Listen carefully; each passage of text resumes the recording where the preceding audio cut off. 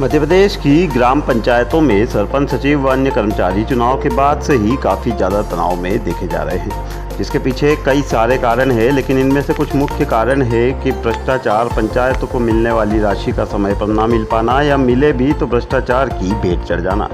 ये सब तो जग जाहिर है ही। इनके साथ लाखों खर्च कर चुनाव जीतने वाले सरपंचों पर कभी विकास यात्रा में फ्लैक्स बैनर, टेंट, कुर्सी व नाश्ता, परिवहन आदि के खर्च लाद दिए जाते हैं, तो कई बार लाडली बहना योजना, जनसेवा शिविर व निर्वाचन के कामों की लिस्ट भी ग्राम पंचायतों के सचिवों को थमाई दी जाती है, जिससे ग्रामीणों की मूल आवश्यकताओं के लिए समय ही नहीं निकल पाता। इन सब बातों से नाराज मध्य प्रदेश की 23,000 ग्राम पंचायतों के कर्मचारी व सरपंच कई बार हड़ताल पर जा चुके हैं, फिर भी सरकार पर कोई खास प्रभाव नहीं पड़ा है।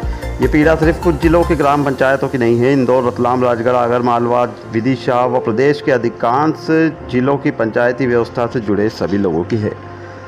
इंदौर, रतलाम व और भी कई जिलों के ग्राम सरपंच सचिवों से खबर इंडिया 24 न्यूज़ के प्रतिनिधियों ने जब जानकारी ली तो कईयों ने नाम न छापने की शर्त पर कई गंभीर समस्याओं का खुलासा किया। इंदौर के एक सरपंच ने यह भी बताया कि कई बार अधिकारियों द्वारा काम करने का दबाव बनाने पर सरपंचों द्वारा उधारी में भी काम कराया जाता है, पर सरकार से राशि जारी नहीं होने पर ठेकेदारों व अन्य लोगों की गालियां भी इन्हें सुनना पड़ती है। लाडली बहना योजना का पंजीयन दिन में जमा होते समय दिन में सर्वर डाउन होने से नहीं हो पाता था। इस पर सचिवों द्वारा जेब से डाटा खर्च कर रात रात भर बैठकर भी आवेदन जमा किए गए, पर सरकार द्वारा इन्हीं सचिवों का वेतन समय पर नहीं दिया जाता है। परेशान इंदौर के महू के ग्राम सचिव संगठन ने कई बार अपने बच्चों की फीस, बैंक की किस्तों आदि का हवाला देकर सीओ साहब को इस बारे में अवगत कराया है, फिर भी 5-5 माह तक इन लोगों का वेतन समय पर नहीं मिल पाता। ऐसे में अब राजगढ़ के समाज सेवी रघु परमार ने सरपंचों के साथ आकर सरपंच संघ के साथ यह हड़ताल की और समस्या हल न होने पर उग्र आंदोलन की भी चेतावनी की।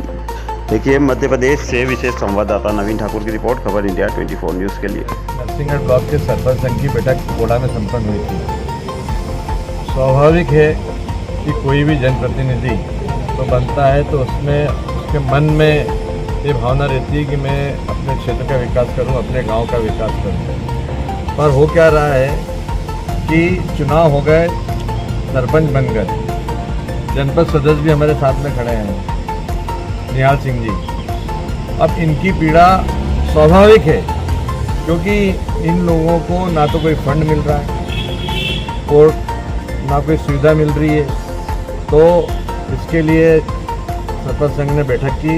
मैं उनके पक्ष में हूँ कि उन्हें अधिकार मिलना चाहिए, उन्हें फंड मिलना चाहिए अपने गांव का विकास करने का। अब जो भी फंड मिल रहा है थोड़ा बहुत, वो 20% और 40%। पहले पैसे दो, उसके बाद काम लो। और कहीं कहीं तो ये हो गया कि पैसे दे दिए हैं, काम आया, वो काम निरस्त हो गया। अब वो पैसे का क्या होगा? 20% 40% होगा। तो भ्रष्टाचार का लेवल चरम सीमा पे है। जनपद सीओ, जनपद के एसडीओ, जनपद के इंस्पेक्टर बिगर पैसे लिए, बिगर कोई वेरिफिकेशन नहीं कर रहा है। मंत्री जी डायरेक्ट पैसा ले रहे हैं भोपाल से। मैं सीधा आरोप लगाता हूँ मंत्री जी पे, पंचायत मंत्री जी पे कि 20% दो फंड ले आओ। किस पंचायत का मामला है 20%? ये सारी पंचायतों में भैया आप कहीं भी पता कर लेना किसी भी सरपंच से कि बिगर 20% दिए उनको पैसे मिल रहे हैं क्या, और एडवांस से पैसे देना पड़ता है। ऐसा कोई सरपंच कह सकता है कि 20% हमसे सारे कह रहे हैं, तो कह रहे हैं कल उन्होंने मीटिंग लेके बोला है, सार्वजनिक मीटिंग ली और उन्होंने तो बोला कि हम हड़ताल करेंगे। मीटिंग रखने से क्या होगा? इसमें वरिष्ठ अधिकारियों को लिखित में अवगत कराना चाहिए इस संबंध में। भाई जैसा है कि जब आदमी हड़ताल करने के पहले वरिष्ठ अधिकारियों से बात करता है और जब बिल्कुल त्रस्त हो जाता है, परेशान हो जाता है, उसके बाद में हड़ताल का कदम उठाता है। तो उन्होंने वरिष्ठ अधिकारियों से बात कर ली है, सब लोगों से बातचीत हो गई, कहीं निराकरण भी नहीं कर रहा है। उसके बाद उन्होंने निर्णय लिया कि हम हड़ताल पे जाएंगे।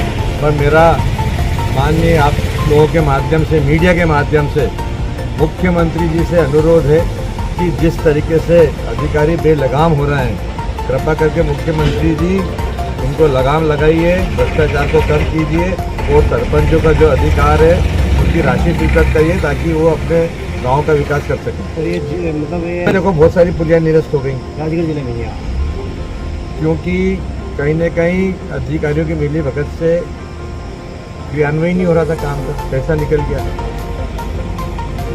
सब कुछ फंड निकल गया।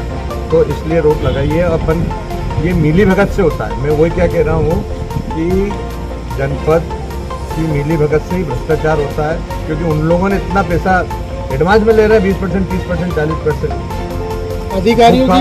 अधिकारियों की मजबूरी है कि सरकार के अधीन रहकर वो काम करें, और आपने जैसे सरपंच सचिवों का, इनका सरपंच और जनपदों का समर्थन करके आप सरकार को चुनौती देना चाहते हैं इनका समर्थन? बिल्कुल, सरकार को क्यों नहीं चुनौती देंगे। हम भ्रष्टाचार के खिलाफ हम बोलेंगे और आगे भी बोलते रहेंगे।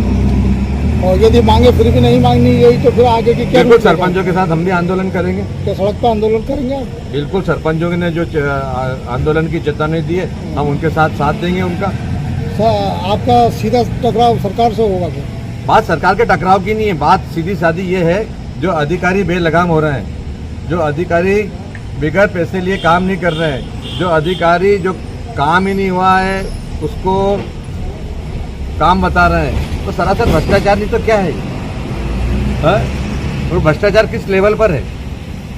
तो माननीय कलेक्टर महोदय जी, माननीय जिला पंचायत सीईओ जी, कृपा करके इस ओर ध्यान दीजिए। और मैं तो इसीलिए बोला कि आपके माध्यम से सीधे मुख्यमंत्री जी से आग्रह करूंगा कि इस जो अधिकारी बेलगाम है उनको आप किसी